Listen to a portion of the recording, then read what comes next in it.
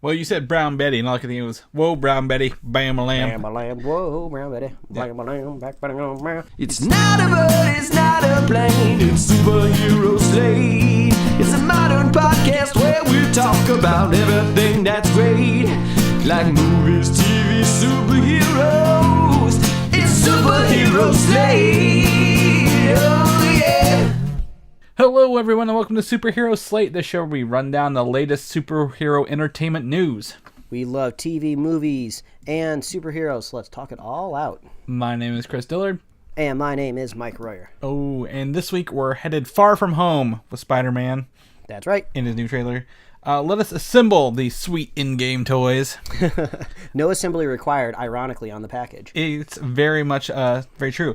And help us settle a John Wick debate. And it's more of just jabs at each other. I don't know if it's much of a debate and more. Yeah, it's funny. We're going to talk about a lot of this stuff in the news, but usually when kind of like trailers drop and stuff like that, we tend to keep our opinions close to our chest until we get to the podcast, but we were kind of like, we were throwing haymakers and jabs and punches in group chats all week, debating the merits of some of the trailers that came out this week, so look forward to that here in a couple minutes. I think it just all started from the first thing we'll talk about, which wasn't superhero related at all, and now it's just snowballed into the thing like, yeah, we've got to talk about it. Chris's arm is tired from throwing all this shade. Oh my god, it hurts so much. But you're also pretty tired because you've been sitting in movie theaters all weekend. That's true. So this weekend I've done what I have not done in a long time, but visited the movie theater Friday, Saturday, and Sunday. 3 different movie theaters at that, Mike. So it was not the same one over and over like usual. I was able to go to the movies Friday, Saturday, and Sunday. Catch 2 new movies and an old one. I did get to go see Glass on Friday. That was my first one. Okay. The third movie in the M. Night Shyamalan Unbreakable Split Glass trilogy. So I might refer to it as Split because I get those titles are so similar to me. I just do Gotcha. that. I think I enjoyed this movie. But I will tell you right now, you have to see Unbreakable and Split before you can enjoy this one. Okay, good to know. Because it brings them all together. There are points in both of the other movies that culminate here. And I think some people may not enjoy this movie. I think afterwards the reviews are very split. Ironically, you're either up or down on this movie. Like there's no middle ground, and I think I'm on the upper side of this movie because of the story that he was trying to tell and just the longevity of this trilogy. I've really enjoyed it. So yeah, you were telling me that you were saying the trailers are selling like a different movie. Yeah, very much so.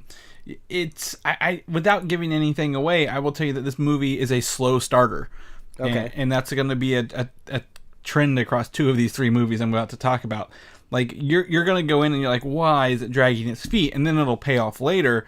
Mm-hmm. But like the beginning is very slow, and you're going to be like, I know you, Mike. You're going to be looking around the theater at people at the first third of this movie. Well, when I remember Split, for the most part, it kind of started slow. There was like an inciting incident at the beginning of Split, but then it was like kind of a slow like ramp up through it. But that was still a good film. Mm-hmm. But yeah, I think I texted you and I asked how the movie went, because this isn't one that I necessarily planned to run out and see. We didn't really schedule it on the schedule for a spoiler cast for the show, so I knew I didn't need to run to the theater. So I started hearing things and whispers and murmurs about the film. So I was like, oh, I'll ask Chris see how he came out. And I think your exact words, it wasn't that bad. So. Yeah, it's not like, so like I had seen like just the titles of all the other reviews or like the other things like.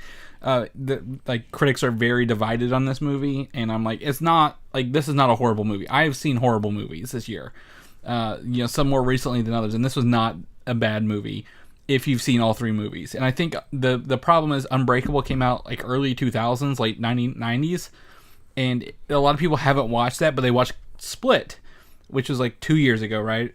I think. Mm-hmm. So if you watch Split, then nothing else makes sense. Yeah, it seems like I haven't seen the movie, but it seems like if you had to only watch one, you would watch Unbreakable, since that contains 2 of the characters in this movie, and like Split would be, I would say, almost self-explanatory. Yep. You just kind of describe the character, then you're pretty much good to go. This would be very much in terms of Unbreakable like a superhero movie. This is like their Avengers kind of team up or whatever, because Unbreakable stands by itself, Split stands by itself, but Glass, you have to watch those two to get into this. So, so if you've seen the other two, do it. If you're going to watch this, you're planning on it, and you're like, oh, what do I need to go in for? Watch those other two, 100%. All right, well, good to know. And on Saturday morning, like I said, my cousin's husband called me or texted me, and he said, hey, I'm going to go watch Into the Spider-Verse finally. Do you want to go? And I said, hell yeah, we're going to go. Yeah. So we went 10:50 in the morning to his theater of choice, and we got to go in there and watch Spider-Man, and he absolutely loved it. So that was great to hear someone else really enjoyed this movie as well, other than just us talking to each other. The movie's just got to shake off this preconceived notion that adults like can't enjoy or go see animated movies, or you need to like take a kid with you. It's not like Legoland where they won't let you in unless you have a kid with you. So I'm glad people are still discovering this movie. I believe one of our fans on Twitter who sends us a lot of news throughout the week, they finally went and saw Spider-Verse. So even people that are drenched in the MCU and Marvel and superhero universe still haven't necessarily got to Spider-Verse, and that might not necessarily be like a sense of taste. It could be it's a movie that came out over the holidays. Lots of stuff happens over the holidays, and not everybody kind of grew up in a family that celebrated the holidays with films, like going to the movie theater. I know my family didn't. When the holidays came around, we would watch Christmas movies like at home. Like, going out to a movie was never a Christmas tradition. So, maybe January is the time where people are going to finally check it out. Yeah, and also, hopefully, word of mouth is getting this movie some legs. But I had a great time watching it again, seeing everybody. I did have a weird theater going experience with this one, because the credits had just started rolling, like 60 seconds into the credits. People for the next screening were filtering into the movie. Like, 15 people came in before the credits were going, before even the end credit scene had played. And I was like, well, that's dumb. Slow your roll, people. And again, this is the theater that does not have assigned seats, and it's the reclining theaters that everyone. So you got to get there early, but I mean, like, just wait out. Like, can you people keep them outside of the door so we're like they're not over here like being loud and walking in front of you like while you're trying to wait for this one scene you want someone to watch, because that end credit scene is still amazing at the end of the day. And lastly, probably the movie that made the least money this week, but still quite a lot of money, was Dragon Ball Super Broly.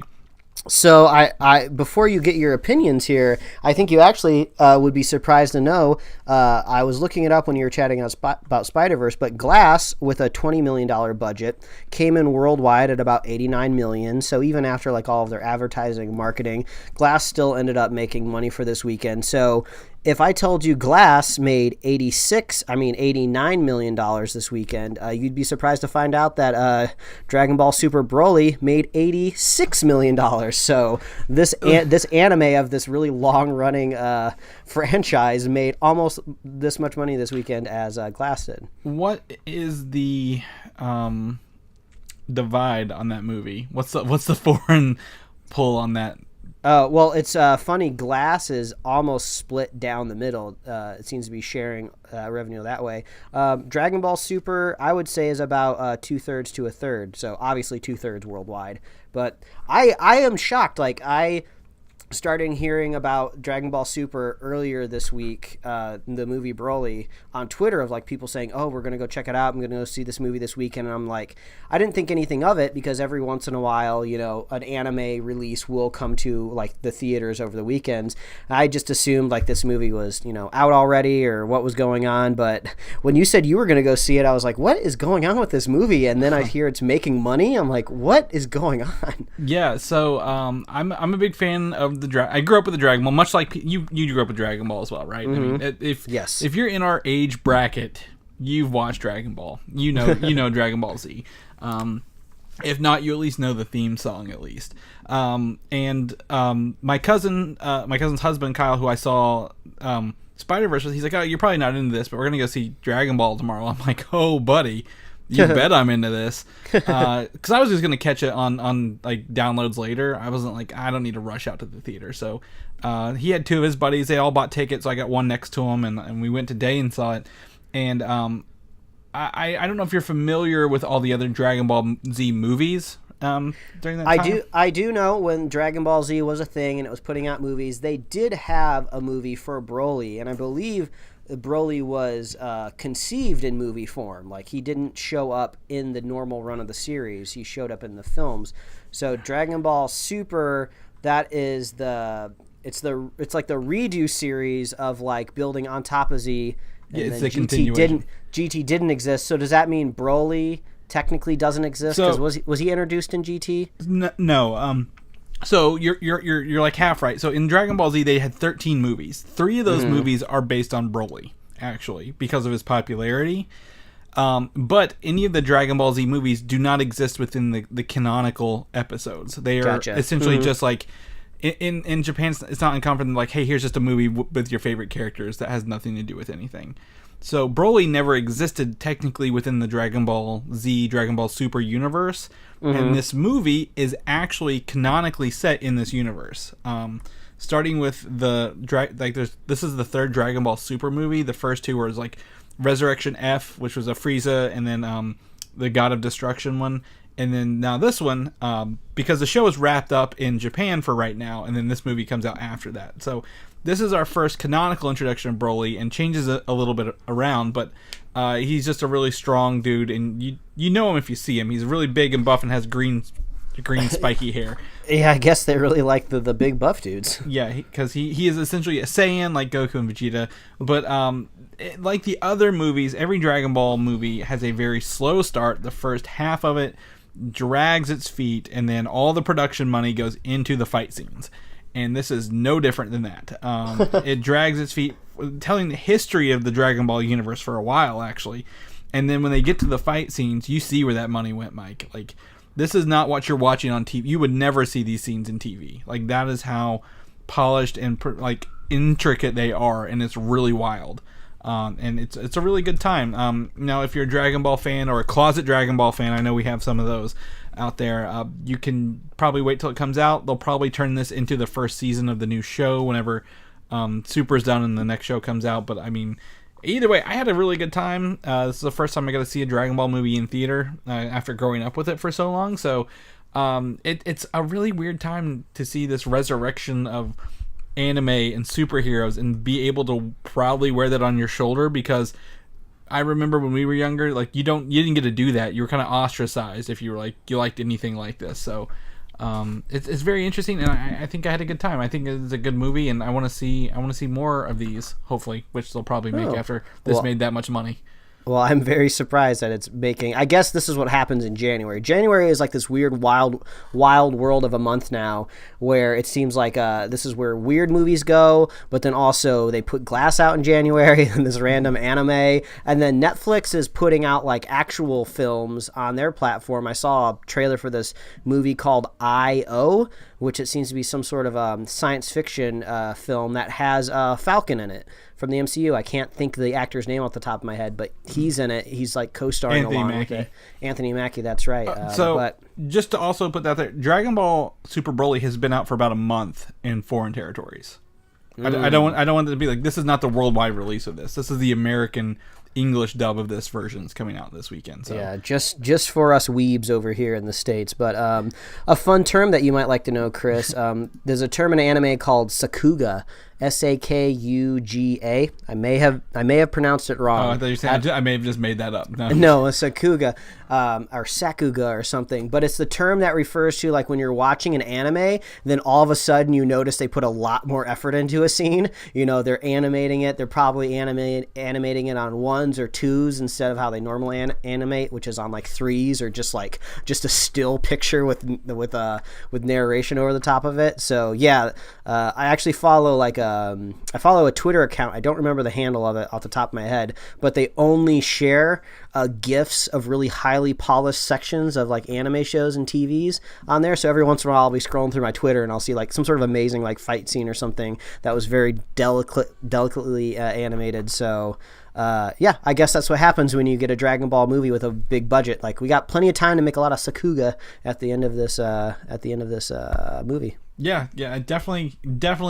You can tell when the money started pouring into this movie. Like you know immediately. Like, oh, there it is. Yeah, and it doesn't. You don't hate it that you start to notice it because you're just like, I like what I'm seeing. Oh my gosh, you get so hyped. You start getting you get the arm shakes in your chair. You're like, yeah, kick his ass. And but it was really fun. But you've been watching some anime lately. You've been getting into a little bit of the TV shows. Are you subs? We always talk subs or dubs. You're subtitle. I'm dubs all the way. Okay, I'm great. not going to take the time to read my anime, but I'll make this quick. I know people want to hear us talk about some superheroes over here in the States and some cinematic universes, but I've been watching My Hero Academia on Hulu because it's been recommended to me by many people. It's like this anime that has this love affair with comic books as they reference in the show. So no one's really dropping the name like Captain America or Wolverine or anything. You know, they're all fictitious things, but it's about a world where all of a sudden parts of the population get superpowers, and then they kind of start to organize it and legalize it so people can be heroes. So it's just a story about a kid coming to terms with like his superpowers that he has, but it's weird. I don't like the show, but I'm already like halfway through season 2. So far it's been a really good show to just kind of put down in the corner of my monitor while I work at the office, so I can just kind of casually glance down at the corner. I know some people are in love with it or I'm really into it, but I think it really succumbs to one of anime's biggest problems, which is just don't tell me, show me, which I'm sure they rather wouldn't do because it saves them a lot of money if they just have a character just narrate everything that everybody's thinking and saying and how they feel, because then you don't have to animate it. But every once in a while you do get those really highly polished fights, which can be pretty fun and pretty cool. But also it has one of the biggest tropes that I hate the most, whereas the protagonist character is just a whiny kid, which is exactly what this show has. But every once in a while something really weird and interesting happens, and it's kind of fun to see like this superhero structure that this fantasy world has created. So I don't know, I guess if you have Hulu you can go ahead and watch it because you won't put any like financial investment into it. But so a slight recommendation for My Hero Academia, I guess. And then I've been watching this very strange reality show on Netflix called Slobby's World. It's about this guy that owns this vintage store in Arizona, and he is self-named after a Garbage Pail Kids card. And he loves 80s and 90s nostalgia. And it's kind of like Pawn Stars, but instead of just random stuff that might come into a pawn shop in Vegas, it's just a bunch of retro stuff that he sells. So sometimes he'll sell like retro sneakers or like a retro band tee or something like that. But he'll sell a lot of like designer label stuff like Gucci, which I don't care about.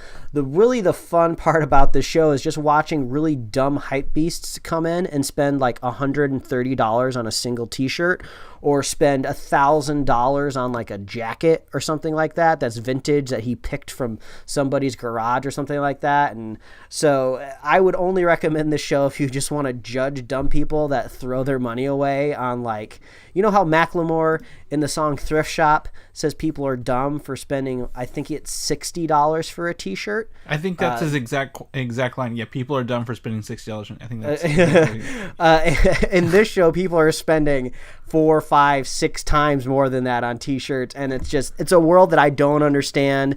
They're like people in love with Gucci, Prada, and all of these different brands, but every once in a while they'll pull up something from the depths of the 90s that you might remember, like he might come across like a box of old Teenage Mutant Ninja Turtles action figures, so that's kind of fun to see him pull through. So it's a really weird show. It's very low bottom barrel, but if you just need something to watch real quick, check out talking about some recommendations at the top of the show here. 2 shows that I actively don't like but I'm watching: Slobby's World and My Hero Academia. There is such a thing as hate watching TV shows, and it sounds like that's exactly what you're doing on these. Yeah. I mostly hate watch The Office because I just didn't. Wow. Like there's some moments I enjoy, but like back then it was so cringeworthy. Sometimes I was like, I don't want to watch what's going to happen next. You're talking about that. That moment actually also has some sort of word or terminology where you can't watch, even if it's totally fictional, you can't watch somebody just like embarrass themselves or just put themselves through something that you would just be tortured yourself in. So a lot of The Office is that way for me. I'm like, I don't want to watch this. For me, The Office is not like that at all, but I can't watch prank shows. Like, what's that prank show that's really popular? Like Impractical Jokers. Like, I just can't watch somebody like go into a department store and like act like an idiot because I'm just like, oh, I can't watch this. He's just doing it, like even though he's doing it of his own volition. So yeah, I totally get that, but in a different types of shows. Yeah, totally. I totally. So it sounds like you've got some of that, and then some movies. Sounds like we're both damaged. It really does. We're going to talk about video games. Do you still want to talk about video games? We can talk about it real quick so, at the top of the show. Right now, Mike, on PSVR, there's a game called Firewall 0 Hour. Yeah, I saw that Firewall. popped up. Isn't that the first-person shooter? It is. Playing? It plays like Call of Duty, but first-person shooter, and there was a free demo this weekend. So if you've got time to download it and play that a little bit, you can try that out, and it's half off for $20. Yeah. So I gave that a bit of some time this weekend. But my wife has been putting in the hours on Spyro the Dragon trilogy, the remastered one. So nice. Got to give her mad props for like she's 100% in that whole game, man. Like she is leaving no stone unturned, and I'm like, okay. You do you. I'm gonna go in here and set up. But I was playing some Firewall, and if you got a VR set or not, that's probably one of the best first-person shooter games. That and Farpoint. So how do you actually move? Does a joystick move you forward and back, or is it like a teleportation? So you can play two ways. If you use a controller, it moves. There's not teleportation in this, but it uses the quick turns, like the 45-degree turn left and right if you want to prevent you from getting motion sick. So I use the aim controller. One stick is my movement. It's like moving through a regular shooter, and the other one turns me 15 or 45-degree directions as I move the other stick back and forth. So it's been pretty cool because you go in, you hack like this laptop, and then enemies will come and try to hack it back, and you shoot them down with your guns and stuff like that. It's really fun. So really enjoy that. And what have you been playing? You've been playing some game? Yeah, well, I'll playing a video game. Yeah, I'll round out this weird masochistic recommendation I have. I've been going back into the catalog of the PlayStation 4, and I finally got around to playing Bloodbourne, which is this terrifying game full of a bunch of really creepy-looking creatures that hide in dark corners and love popping out at you, and it's extremely hard. I believe it's from the same studio that made all of the 3 Dark Souls games.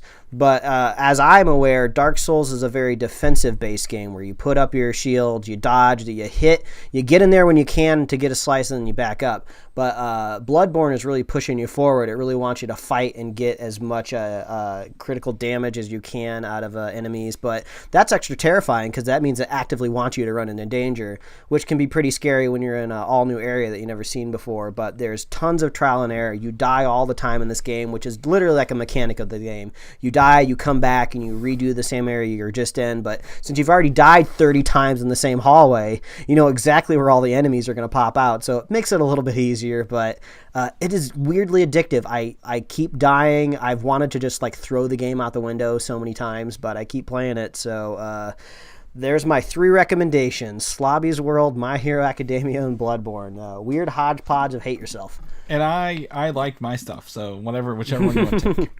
All right, we'll swap roles next week. Yeah, we probably will. Now let's talk about something we've been debating all week. Yes, it's the news. The news, the trailers that have been dropping this week. The second trailer to drop this week was John Wick 3, the third movie in the John Wick trilogy, if you didn't know that. Because is there another title for this, or is it just John Wick 3? It's a Parabellum. I believe is what it's called, and I don't know if it's definitively been said it's going to be the last John Wick movie.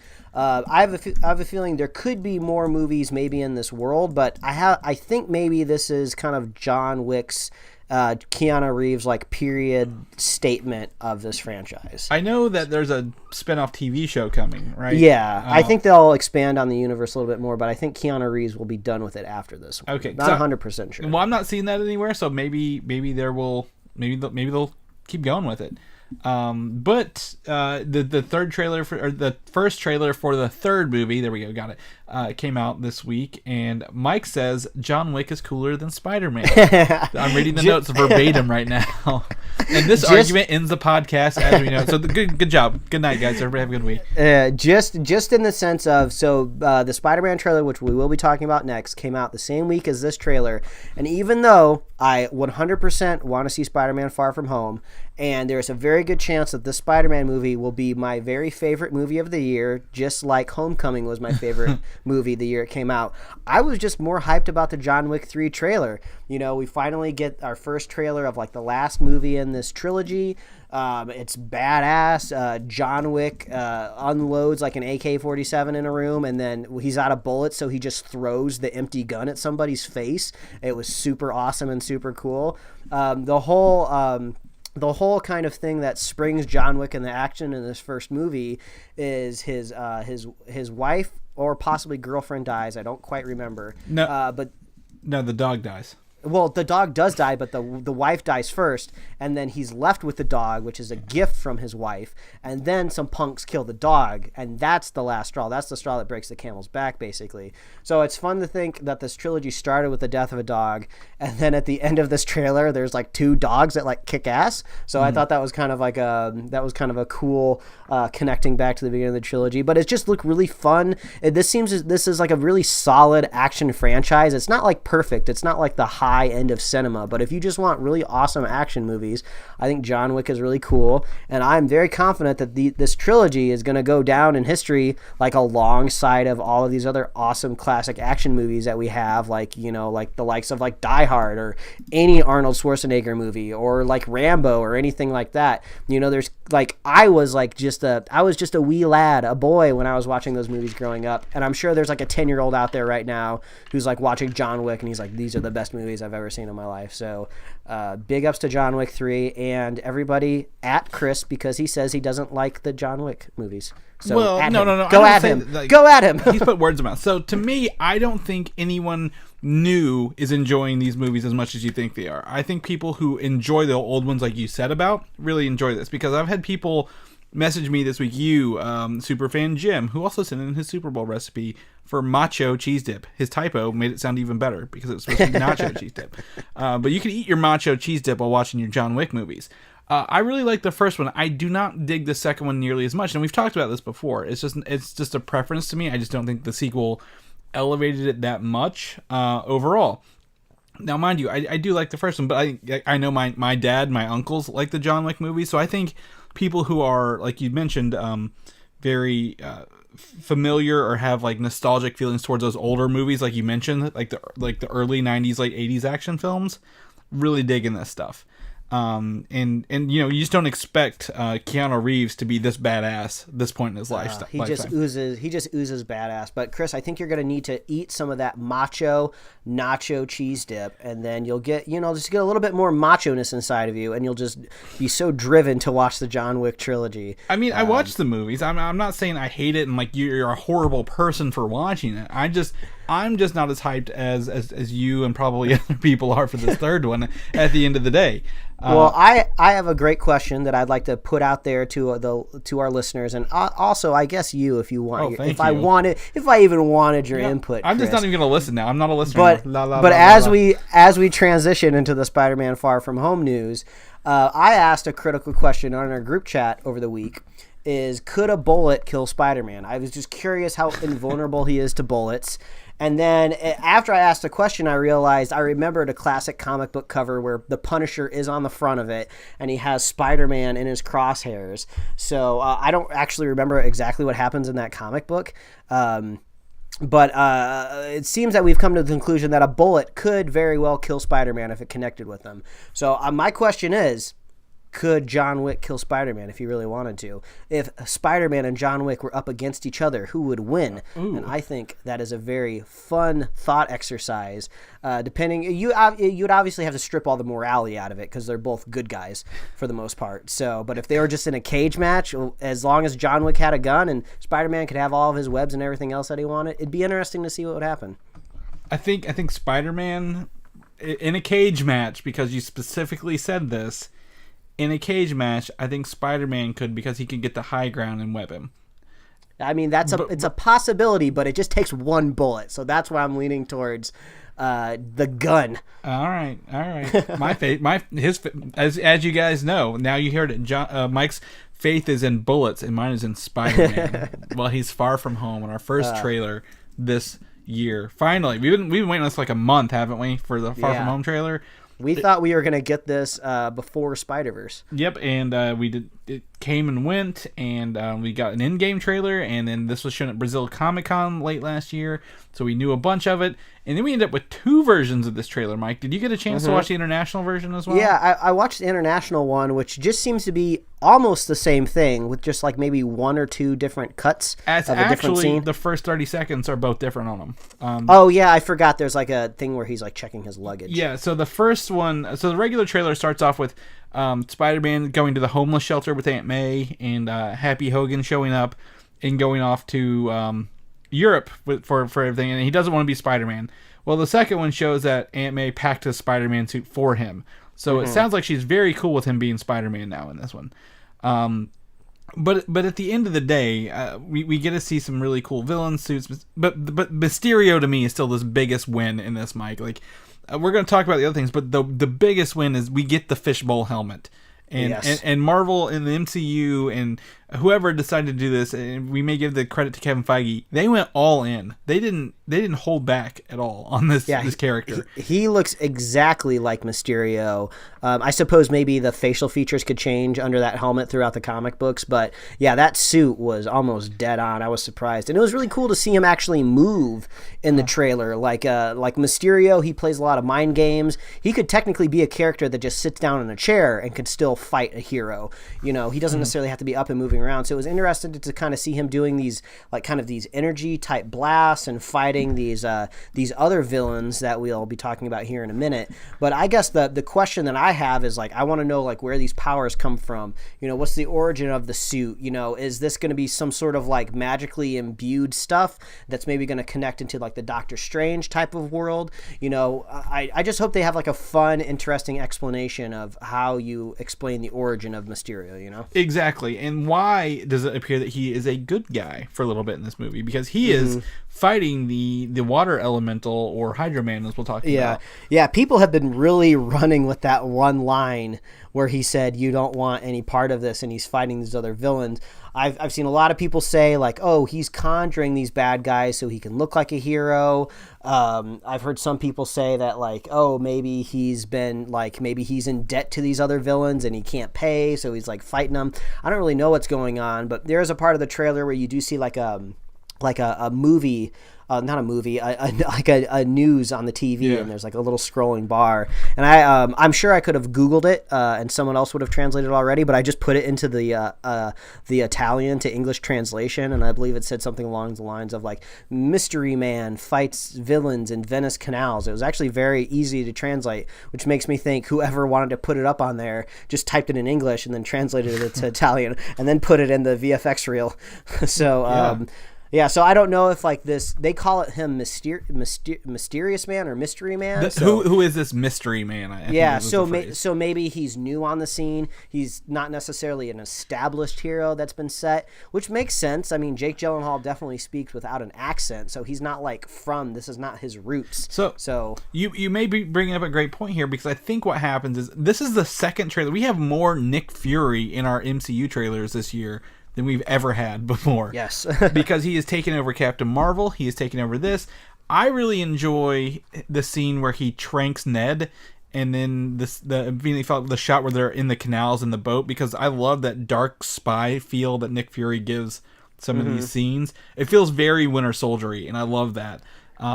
But we also get to see him and Maria Hill fighting what could be Sandman or the ground elemental. I did a pause and a frame by frame, and we technically never get like even a profile of Maria Hill's face, but I think she shared it. I think it's fair to assume that it would be her. What's her face? The actress, Kobe Smulders. She shared it. She's like, "I swear this is me." It may not look like, but I swear, like, that was really funny because she did share. Okay.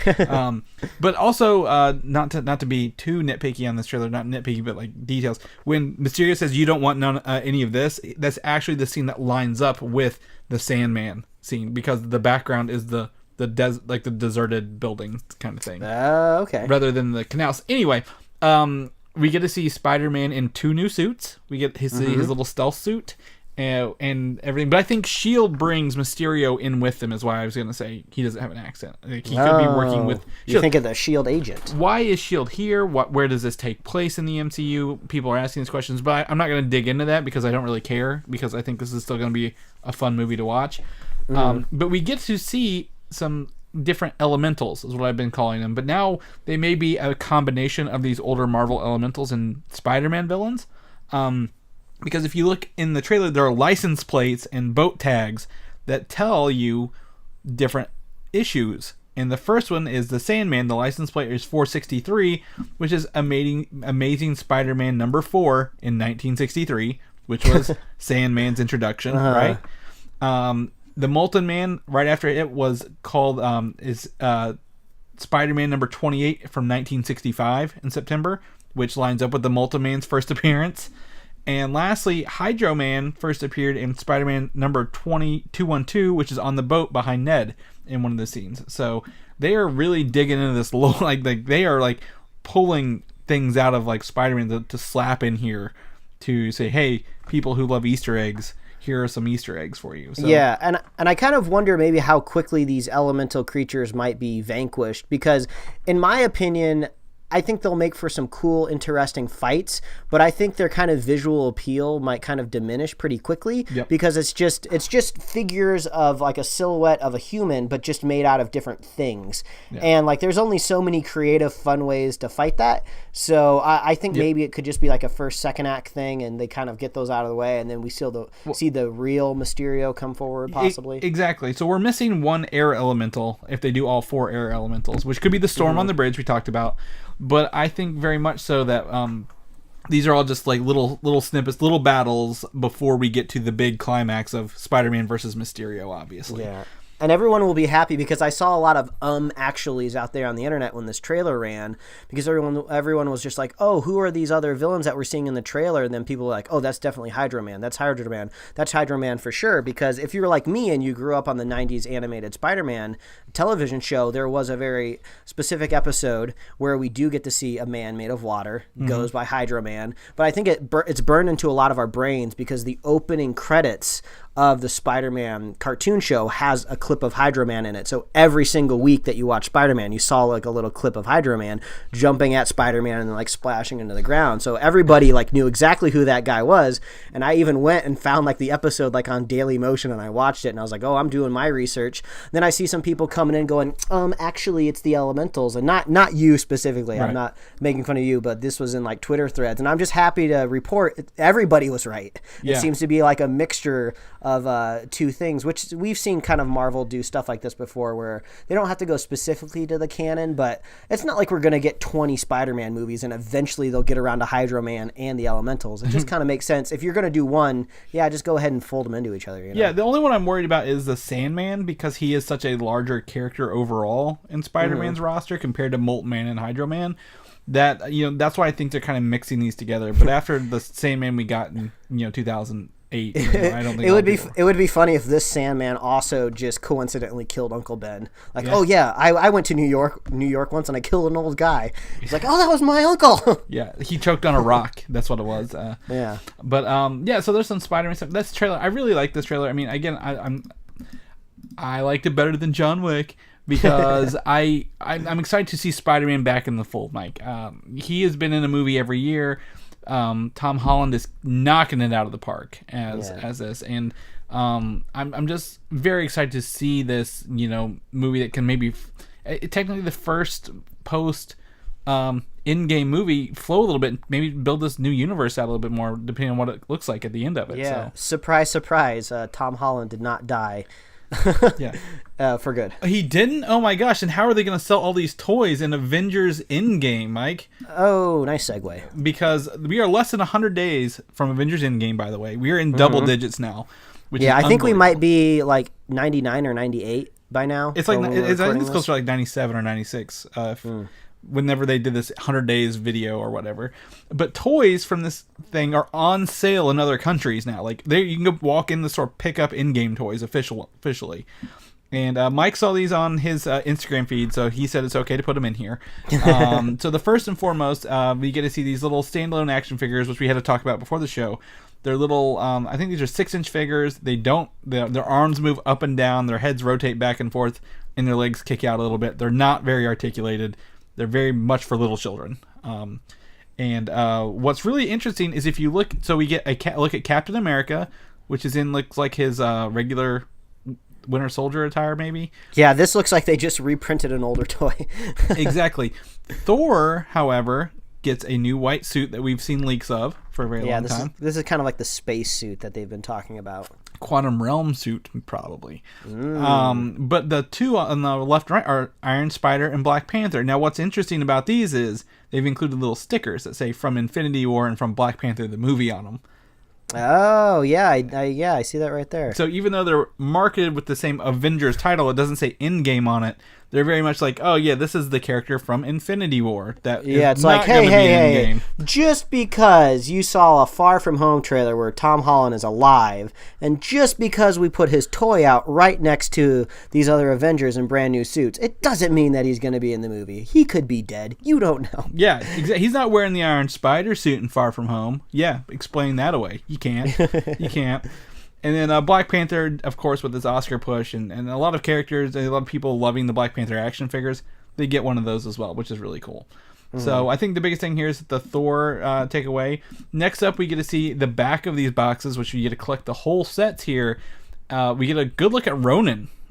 Really loving the ninja mask going on there. I would say this is the bigger reveal back here where we finally get to see the front of Ronin, and also a new character added to the stable that I guess you could have assumed this character was going to be in part 2, but it's cool to see Tessa Thompson's Valkyrie come in. What movie is Tessa Thompson not going to be in this year? That's the question. She's in not Mission Impossible, Men in Black, and all those other ones. Rocket gets a white suit. Star-Lord, as iconic as he is getting a toy as well. And Black Widow with her red hair and white suit as well. So Tessa Thompson was also in Annihilation, which I actually got around to watching this week. I think it's on Amazon Prime. A weird kind of ending to that is a weird movie to kind of figure out, but there's some cool stuff in there. So yeah, but Tessa Thompson, she's in everything, and she's in Creed and Creed 2. So anyway, but yeah, it's interesting to see that there's some characters get the white suit and some don't, and I don't know if that's because they really don't have an iconic suit to begin with. Like if you put Iron Man in the white suit, they may not want him. The day that they decided to go save the universe was Laundry Day, and like Thor's stuff was just like, it's still in the dryer. Can you wait 20 minutes? Like, no, we gotta go. Put this thing on. Yeah. Oh, okay. Yeah, exactly. You can't build a hammer to wash your clothes, Thor. Yeah.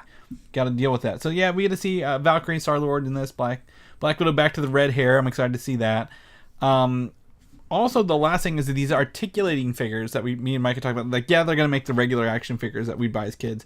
We're going to see Thanos with his double-bladed swords there, which is really cool, and Hulk with a piece of rebar and concrete. I'm still not sold on the Hulk in the suit because it just kind of looks like pajamas to me. Like he's about to, I don't know, he's in a wetsuit or something. So hopefully this translates a little better to if we happen to see him in a trailer anytime soon. But yeah, the concept art that we saw about a year ago and this action figure, I don't know. We'll have to wait and see. They have not like updated the concept art to be photorealistic yet. Like it's very cartoony in all the boxes. Yeah. So I totally agree. Like I'm looking at them like, just give us the damn screenshot. Like stop teasing us with this concept art because it doesn't look real. It looks kind of comic booky, if you will. But I've seen the Hulk in a comic book in a suit called Indestructible Hulk, and I'm very excited. So maybe he's jumping through time as well, or space or whatever they're going through. So I'm excited to maybe see a Smart Hulk return back in this. But Avengers Endgame, got some toys to look at coming up. Less than about 3 months away. I'm very excited, Mike. Very excited. Captain Marvel is less than 50 days away. Did you know that? They put out a video for that this week too. Oh, cool. Marvel's got their marketing game on point. So have you got your Captain Marvel tickets? You said yes, right? I need to get them, but I think I'll be all right. Usually my theater, they add extra showings like at the last minute, like a couple days before it. So even if I don't get around to it, they got my back as long as I'm on top of it. You know, I wouldn't be surprised if Tessa Thompson is in this movie also. Valkyrie's been around for a while. She could easily roll up and be she's in space. Cool. Yeah, that's true. She's out there. We could see her drink her first beer. Oh my She's God. just like she could be like, I'm sure nothing will come of this one beer. Oh my God. I'm imagining the scene from the end of The Incredible Hulk where Tony Stark goes to General Ross, but they're doing that with Captain Marvel and Valkyrie, where Valkyrie's at a bar drunk and Captain Marvel's like, I'm looking to put together a team. That's what we do. But it's got to be like a space pub. Space bar. So they've got plenty of those in Guardians movies. We'll just pull it out of there. But yeah, tickets are on sale. It's shaping up to be one of the biggest movies of the year so far, based on early ticket sales, like we talked about. So if you're going to wait till the last minute like Mike, because you're a glutton for punishment, I recommend not doing it. Pick them up as early as you can. Agents of S.H.I.E.L.D. is coming back this summer. Skips the whole Avengers movies. We've been without it all last year. They've cast Anthony Michael Hall in a recurring season 6 role. Which is really cool to see him like this recurring guest role. You familiar with Anthony Michael Hall? I think it was at Breakfast Club and. Yeah, he's I think he's also he might be in Riverdale also as well. I think he made a cameo at some point in time. Yeah, I remember mostly from the first Vacation movie. He plays the kid Russ in that one as well. So. He'll be making a recurring season role in 6. And you're caught up on S.H.I.E.L.D., right? I'm pretty sure we Yes, both are. all caught up on S.H.I.E.L.D. So the character Enoch, the alien robot dude, he's back in season 6? Yeah.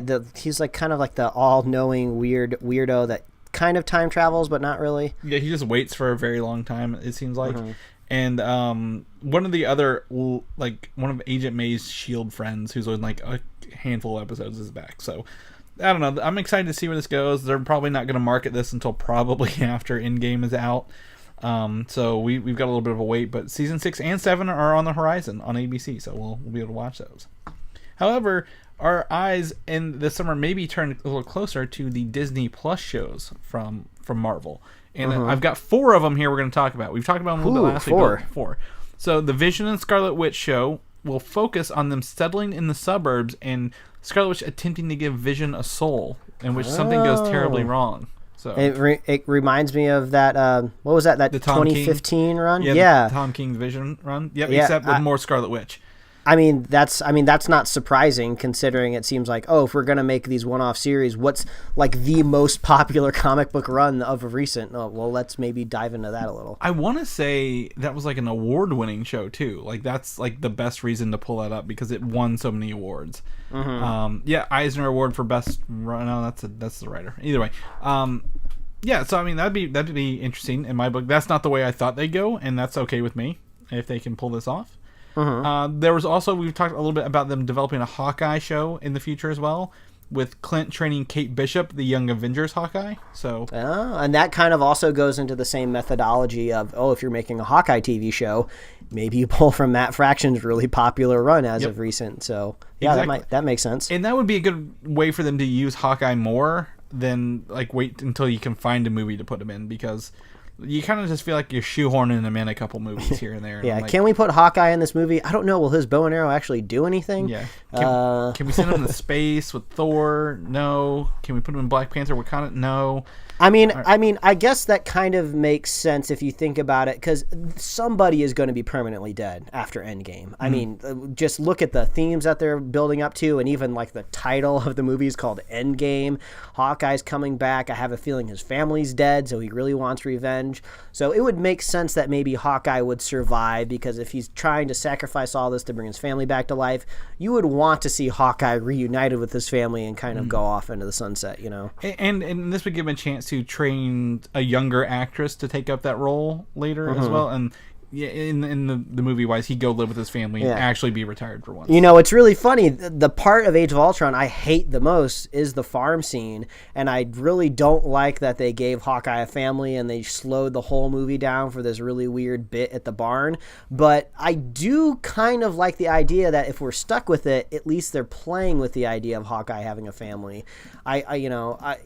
I think they're moving forward and they're doing good with what they have. So I wasn't expecting to be so attached to the Hawkeye's family, which I hate. Well, it's one of the best parts of the Ultimates is when they kill his family and then he ends up killing everybody who comes after him with his fingernails because that's all he had on him. So it's really cool. Anyway, Bucky and the Falcon TV show we've talked about being in the works will be a spy thriller, of course, and possibly include the character the U.S. Agent. Are you familiar with U.S. Agent? I thought I was reading the notes and I was like, I thought that was just like a descriptor, like, oh, there'll be a U.S. agent in this show. I did not know that was an actual character. Yeah, a character called U.S. Agent. When Captain America went on his left and his thing behind, they got this guy to be U.S. Agent who's like a very much a kind of not fully superpowered, but serum enhanced kind of dude who operates a little more gray area than Captain America did. So. All right. I can see this, if Captain America is dead, this show could be focused on taking down someone who's pretending to be Captain America as well, if they have to. So we'll see where S.H.I.E.L.D. and Captain America live or don't live after Endgame. And lastly, I don't know if we talked about this at all, but there's a Sif show possibly in talks as well. And we did not see her in Ragnarok because she was apparently banished from Asgard before that when Loki was pretending to be Odin. Yeah, I think we briefly talked about the idea of a Sif show last week, and she's on a show right now called Blind Spot, which may or may not be ending, but it looks like Beta Ray Bill might be in Yeah, Beta Ray this. Bill's rumored to be introduced because essentially if she's not in Asgard, she's out dealing with other powered people, this would be a chance to her to run into Beta Ray Bill rather than Thor in the cosmos. I mean, it would be kind of cool, but I would almost imagine I would like to see Beta Ray Bill maybe pop up in like a Guardians of the Galaxy movie. I think that character is just weird enough to like make sense in a Guardians movie. So I guess if Disney doesn't want to shell out all the money to CG a horse head on top of somebody, maybe save it for a Guardians movie. It could be, or I mean, I would not be opposed to a Thor 4. They don't have to end with trilogies because technically Thor's Ragnarok. I mean, the only thing it did was destroy Asgard in the end. Like, he could still go on. So there you go. Straight from Chris's mouth. He didn't say I'm giving up the hammer or I'm giving up Asgard. We just got to move, and then they got blown up again. So he's not on a winning streak right now. New Mutants, the movie that will probably be the last Fox-Men movie released ever, has released a new image. The actress Anya Taylor-Joy, who's playing Magic there in the blonde hair, was in the most recent movie Glass, so she's been doing some press rounds, and she's not been answering a lot of questions, like keeping it low key, but they did release this image this weekend as well to kind of keep people like, hey, yeah, it's still going on, kind of thing. So. This is still a movie that exists. Don't worry, people. Yeah, because it was supposed to be out this February, I think, originally. I think originally it was supposed to be out early last year, wasn't it? And then they got pushed, and then they got pushed again. Well, it got pushed, and then they moved Phoenix. Remember the day after they released the trailer with the date on it? They're like, hold on a second. So I think it because of that. But yeah, I mean, they're still making it. We got Charlie Heaton from Stranger Things, Anya Taylor-Joy from Glass and Split. We have what's her name from Game of Thrones over here, Maisie Williams. I mean, this is a star-studded cast, man. Like, get these out in the theater while these actors are hot, whether it's good or not. You're gonna make money based on the actor names alone. So yeah, I think they would be probably best off maybe putting this movie out like literally the weekend after the last episode of Game of Thrones. So if people really wanted to go on that Maisie Williams binge, they could just go right into New Mutants. But I don't want to give them a bad taste right out of that. So they may wait a couple months, but I mean, these are some hot actors right now. So you don't remove any mention of the X-Men and just put it out there and say New Mutants, and it's a standalone thing, and we're good to go. So there you go. We got some of that to look at. X-Force, the possible Deadpool movie team up, will be released before Deadpool 3 if it does get released, because we talked about them maybe scrapping this if it doesn't start filming within 2 months. But the model for Deadpool and X-Force was like the Iron Man model, so Iron Man 2, Avengers, Iron Man 3. So that's kind of why X-Force would be out before Deadpool 3, but if they don't, they might have to retool Deadpool 3 a little bit to remove any mentions of this or thoughts of this. So still written and directed by Drew Goddard, who I don't know if he's put out a movie since I've started mentioning his name on the show all those years ago. So because he was supposed to do Daredevil, and then he left Daredevil, and I thought he was going to do... Did he do Pacific Rim Uprising? I'm gonna look it up now because I thought he did. No, and then he backed Drew. out. No, that was Stephen DeKnight. That's I was picturing his face. He looks like he's an MMA fighter. Yeah. So So either way, we may get X-Force, we may not. We'll keep you guys posted. See what March says. I know you're not familiar with the New Gods yet because that's a DC property that's still kind of new. But the villains of this movie will be Granny Goodness and the Female Furies. This is well, if you're talking DC here, I think Granny Goodness does pop up in either Justice League or Justice League Unlimited. Yeah. So I've seen her animated, and it's pretty funny because she just looks like a big buff like battling grandma. So it's kind of funny. Yeah. So Granny Goodness and the Female Furies, she is the leader of Darkseid's like forces, his elite battle forces, who was originally led by the character Big Barda. Who becomes a good person in the comic books. I think the wife of Mr. Miracle, and Mr. Miracle and Big Barda are rumored to be the main protagonists of this movie as well. Which this movie's gonna be crazy. And Mr. Miracle, he had a comic book that just wrapped up by Tom King, who wrote The Vision. So if you like The Vision and you've heard of the Mr. Miracle series, is on par quality, if not higher than that.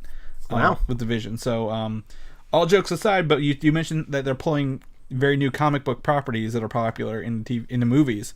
That's one of them right there. So that's probably where that's coming from. But I just can't say Granny Goodness and the Female Furies without what the hell am I saying out loud? I don't know there. Shazam, the new upcoming trailer will be this 22nd per rumors sent to us by one of our friends of the show via Twitter. So shout out to him for sending this over. Chris, his name's Chris as well.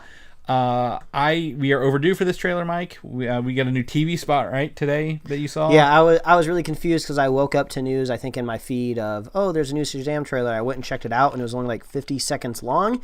So I guess it's maybe like an edited, adulterated version of what we might be getting. Like a TV spot, because the new one's like 2.5 minutes.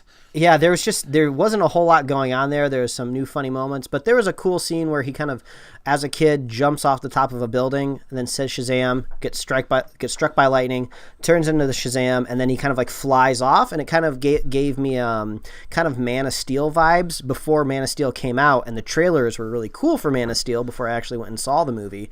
And there was a really cool moment in that original trailer where Superman's like flying. So I kind of got those vibes again. So yeah, it might be kind of fun to see like maybe Shazam is our way to make a good Superman movie.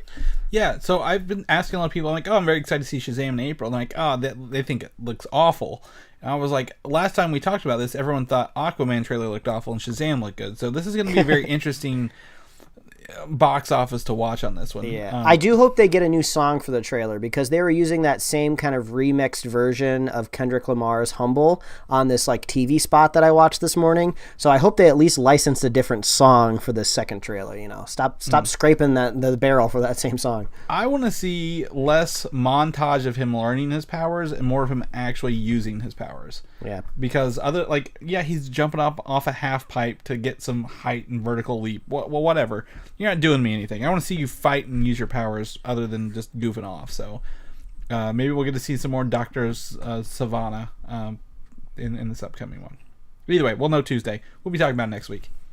The Batman, the movie that may or may never happen, we don't know yet, rumored to start filming this fall with Matt Reeves behind the camera again, and this is supposed to revolve around a younger Batman. So this week, Affleck is out. Next week, who knows? Next week, we don't know. So they may be looking to cast someone younger. I remember we talked, Jake Gyllenhaal was in the talks a while back, but if he's Mysterio, I don't think they're going to let him go over to be Batman. And the Penguin is rumored to make an appearance with other villains. If this is going to be a younger Batman, they could maybe be penning the script to somehow dovetail into this Joker movie that they're working on with Joaquin Phoenix, which from the looks of what we've seen looks really cool. So we could kind of see the origin of like the Joker, this kind of proto-Joker, and then we see a bit of a younger Batman, and then maybe in this second younger Batman movie, like Batman Year 2 or whatever you want to call it, maybe the Joaquin Phoenix could come in. Who knows? Well, I don't think so much, but I could be wrong. I don't know how. I don't think it's going to be Year 1 Batman, but I'm thinking what I really hope for is like Batman has to fight, like he's put all these villains away and he has to fight them again, like he's stuck in Arkham or something like that.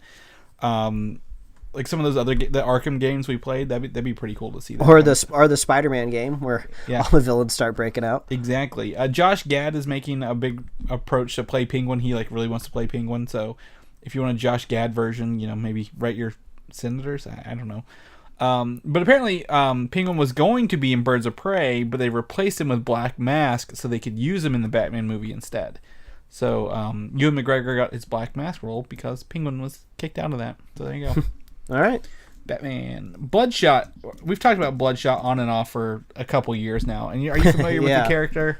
Yeah, he's that Valiant comic book character. Isn't he like gray with red eyes, or am I thinking of somebody different? No, you're thinking of him, the right one, because he's like gray and he's got like the red dot on him, right? Is that right? So they are filming this movie right now. Vin Diesel is playing the main role of this character, who is nanite powered, gives him super abilities and regenerative abilities and like some enhanced strength. So they're filming it right now. So Vin Diesel shared the first look on Instagram of this character. I don't know what his actual character's name is, but like the actual name other than Bloodshot. So he's there, but yeah, they're making it, Mike. Yeah, this just looks like a picture of Vin from probably any movie he's ever been in, because he's just in like army camo, which every movie he's in is usually attached to like some sort of a military branch. But I think the most interesting thing is his caption. He says, "Let the Valiant era begin." So it doesn't sound like necessarily Vin Diesel's like really hopped up on, this new character. It seems like he really wants to push an era of this new superhero franchise forward. So I guess he's probably been sitting down in a lot of meetings when they've been talking about all of these other possible Valiant comic book movies and characters. Valiant made was it Ninjak Kills the Valiant Universe like web thing on YouTube last year or something like that, where it had the guy who plays a Green Ranger as Deadshot in that one. Yeah. I don't know. I mean, we're seeing like, Hellboy is not a major comic book publisher or character. Bloodshot's not. So we may be seeing some more non-Marvel, non-DC movies starting to pop up in this year and next as they start making them. So I want to see what it looks like with the gray and red, because that's really going to sell the character, not him in a army fatigues with his aviator sunglasses, because we see them, like you said, everyone's got a picture of that Vin Diesel everywhere. Yeah. This could be any movie. Another hot topic this week for us is Ghostbusters 3. Ghostbusters. Back from the dead. That pun intended. I enjoy that one. Thank you. So, as we've said before, we are not precious Ghostbusters fanatics. True. And we're not going to pretend to be. Like, this is not something we seek out. We're not, living the Ghostbusters dream. However, we did review the last Ghostbusters, which we thought was below average, but it brought back a very excellent drink, and that we saved and finally got to drink together on the show. Yes, the Ecto Cooler. Yep, I had that. I still have some. As people may have noticed who follow me, I cracked one open to celebrate this new movie announcement. So they're announcing Ghostbusters 3. It's not a sequel to the all-female one. It is a sequel to the Ghostbusters 2 movie. Written and directed by Jason Reitman, who's the son of the original director Ivan Reitman. They apparently they did this under like a different name and like a different thing to keep this all secret, because I assume the backlash of the original one, or not the original, the one that just came out a couple years ago, would be overwhelming, because people just loathed that movie, like loathed it. But I thought Chris Hemsworth was hilarious in that, so I apparently did not see that part of it. I think it's been unjustly vilified for being this recasting of all female. I mean, it's not a bad movie. It's all right. It just wasn't what people wanted, so they freaked out. Yeah, and it's not like they recast the Ghostbusters and they didn't push a feminist agenda in my book. Like, they weren't like, oh my god, look, we're girls, we can do this kind of thing. They were just like, it's Ghostbusters and the characters are women. But yeah, it's neither here nor there. Either way, they also released a teaser for this thing already. Like, they announced it on like a Tuesday. The teaser was up on Wednesday.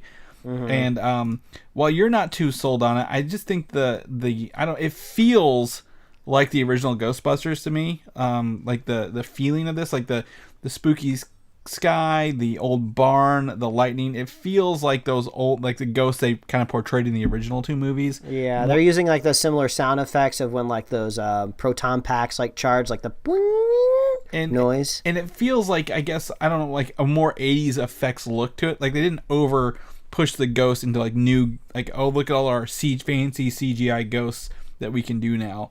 It just feels very 80s, and I really like that. So if you're a fan of Ghostbusters, you're going to enjoy seeing the was it the Ecto 1 or Ecto 1 car, and the ghost thing being blown over in a barn here. And if you're not, then you probably just don't care.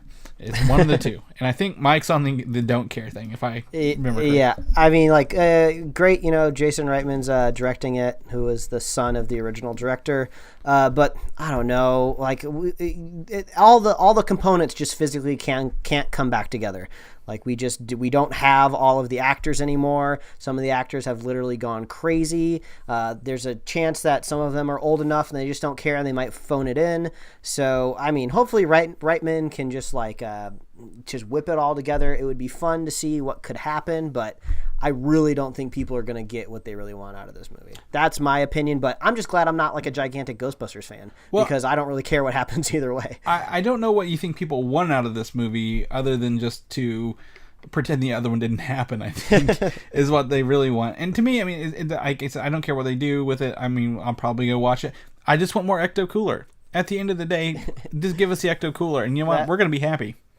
Yeah, that is true. We do get a chance to buy that again. Yeah, exactly. I've got 4 cans left, man. I'm running low. We got a ration. You got to save those till 2020, right? It's something like that. My boss is showing them to our kids who now wants Ecto Coolers. I'm like, dude, I can't just share these with everybody. I only got a limited supply here. So, yeah, if you're a Ghostbusters fan, that's good news. Mission Impossible, like I said, the second highest rated movie of this past year for Fallout. Christopher McQuarrie, I think, who directed it, has already signed to direct the next 2 films back-to-back in the Mission Impossible franchise. So 7 and 8 with a summer 2021 and a summer 2022 release date.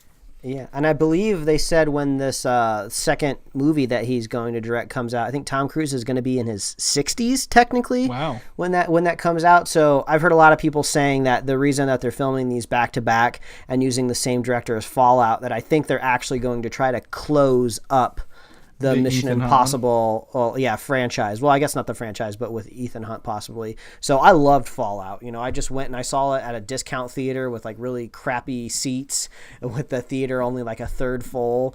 And I sat like 3 rows from the front, but man, it was fun. It was great. I would love to see more of that. And that's one thing that Mission Impossible has never really had, is like a really solid through line of the plot. Even though Fallout technically had like a villain from the previous movie, like it had been so long since I'd seen the movie, I didn't know who the guy was or what he did. His beard just kind of looked familiar and I didn't really care. And then there was like, they brought his old wife back and his female assassin counterpart that almost kind of looks like his wife, so it almost looked like they were trying to do a recast at some point in time. So it's just really weird. And then I just hope they bring back Hawkeye for one Jeremy of these Renner. movies. Yeah, Jeremy Renner was supposed to take over this franchise, much like he was supposed to take over the Bourne franchise. So we'll see if he can take over this one either. But I'd like to see him. I don't think he needs to take it over, but I gotta see him come back, man. He's cool. Exactly. So 2 more Mission Impossible movies, 7 and 8, wrap up the Ethan Hunt story. If they'll probably reboot it. They always just reboot it.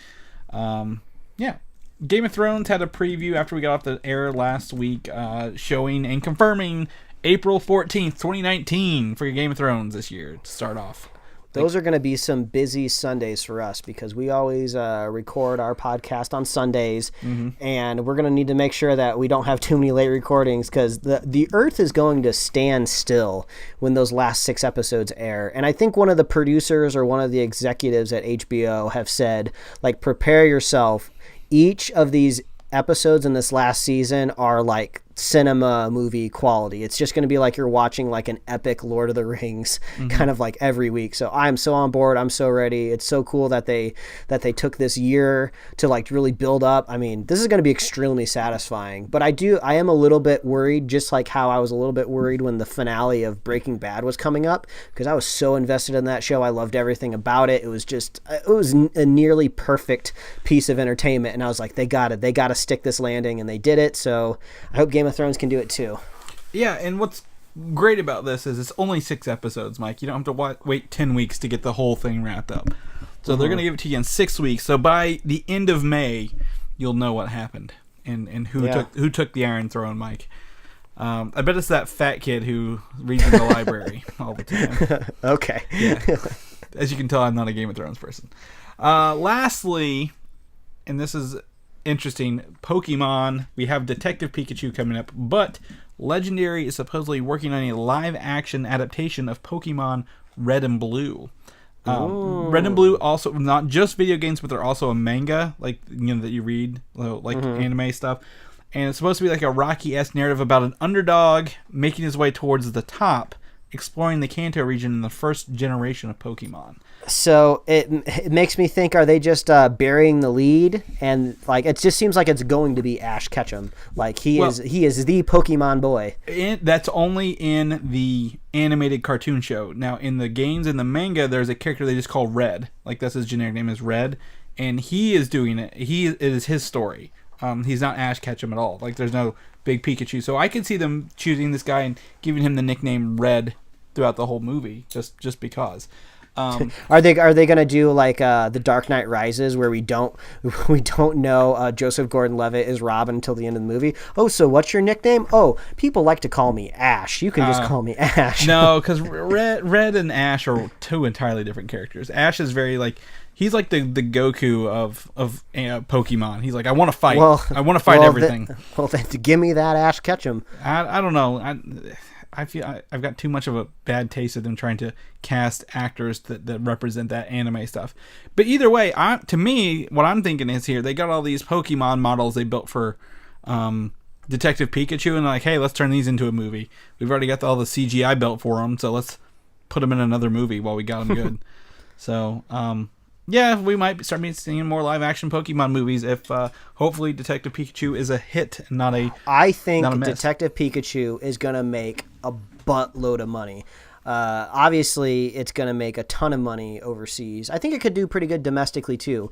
I mean, we all saw what happened when Pokemon Go hit the stratosphere.